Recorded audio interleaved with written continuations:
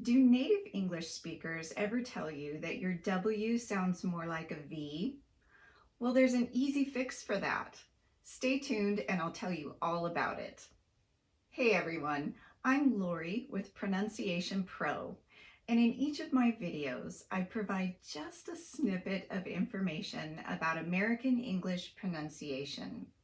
A snippet is a small amount of something, and my hope is that by keeping the information bite-sized, it will make your job of learning to speak the language fluently a little bit easier because you'll just be focusing on one small thing at a time.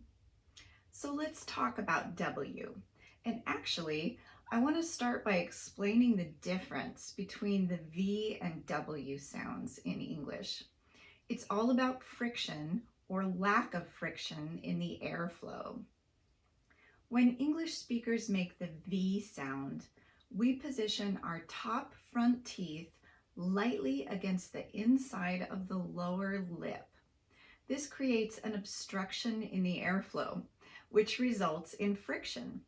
You can hear that friction when you listen to the V sound. V, V. In contrast, when we make the W sound, our aim is to create a smooth airflow with no obstruction. So the lips are slightly protruded away from the teeth and they're gently rounded. W, W.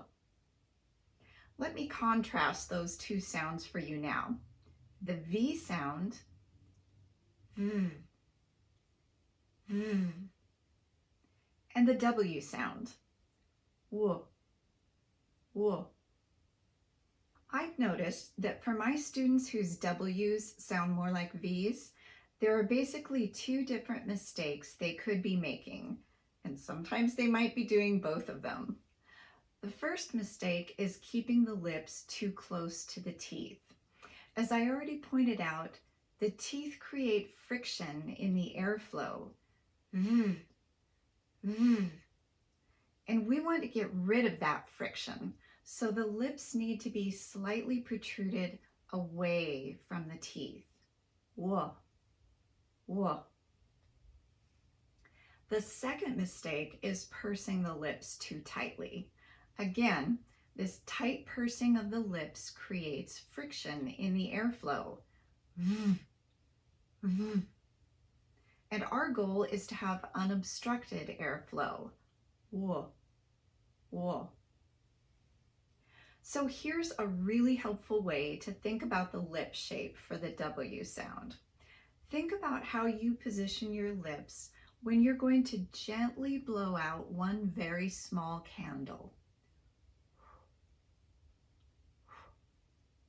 You don't want any restriction in the airflow because your aim is to extinguish that candle, and you need unobstructed airflow to do that. This is exactly the lip position that you want for the W sound. W, W. So here are the top 10 words that I typically hear mispronounced with a V sound. Practice these 10 words using that blowing out a small candle lip shape.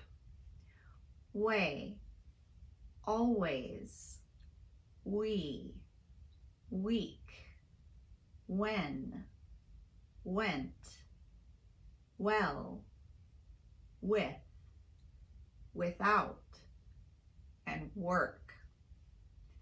And as always, you want to practice these words in phrases and sentences that are meaningful to you, not as isolated words.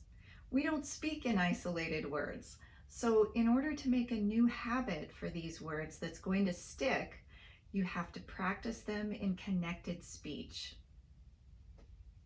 If you've found this information useful, please like my video and subscribe to my channel.